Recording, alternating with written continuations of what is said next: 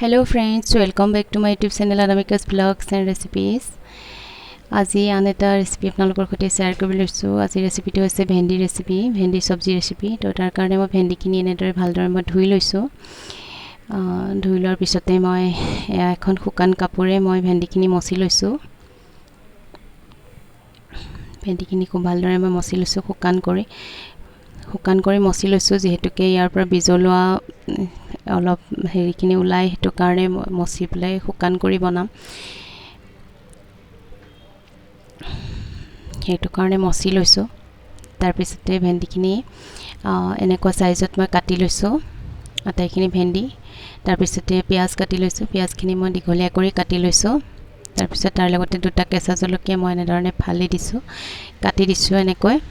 তাৰ পিছতে কেৰাহীখনত তেল দিছো, তেল অলপ সৰহকৈ দিছো। তাৰ পিছত জিৰা দিলো, দিয়াৰ পিছতে পিয়াজখিনি মই অলপ সময় ফ্ৰাই কৰিম, ৰঙচুৱা হোৱালৈকে ফ্ৰাই কৰিম। অতি বেছিও ৰঙচুৱা কৰিম, ব্ৰাউন কালাৰ হোৱালৈকে ফ্ৰাই কৰিম। এয়া অলৰেডি ব্ৰাউন কালাৰ হৈ গৈছে, ব্ৰাউন কালাৰ হৈছে। জলকীয়া কিটো তাৰ লগতে দিলো, তাৰ পিছত ভেন্ডিখিনি দিলো, কাটি লোৱা ভেন্ডিখিনি। তাৰ পিছতে নিমখ দিলো সোৱাদ অনুসৰি। তাৰ পিছতে এতিয়া হালধি দিলো, হালধি দিয়াৰ পিছতে এতিয়া মই দিলো ৰঙা জলকীয়া পাউডাৰ অলপ। তাৰ পিছতে দিলো ধনিয়া পাউডাৰ 1 চামুচ দিলো, দি তাৰ পিছত জিৰা পাউডাৰ দিলো অলপ। এই ভালদৰে লৰাই দিলো, সবজিখিনি ভালদৰে লৰাই দিছো। দিয়াৰ পিছতে মই এতিয়া এখন ঢাকনি মাৰি থৈ দিম অলপ সময়ৰ কাৰণে। ঢাকনিখন এতিয়া গুচালো, গুচোৱাৰ পিছত এতিয়া অলপ সময় ভেন্ডিটো অলপমান সিজি গৈছে।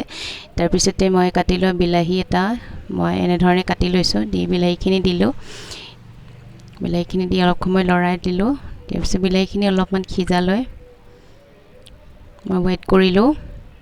তাৰ পিছতে এয়া সবজিটো অলৰেডি হৈ গৈছে। এসব সবজিখিনি হৈ গ'ল, বহুত সুন্দৰ দেখিছে, খুব ধুনীয়া দেখিছে। সো এনেদৰে আজি মই ভেন্ডি সবজিটো বনালো। সো আপোনালোকে এনেদৰে ট্ৰাই কৰি চাব পাৰে। আপোনালোকে বিলাহী দি খাইছে না নাজানো ভেন্ডি, কিন্তু বহুত ভাল লাগে খাই ৰেচিপিটো।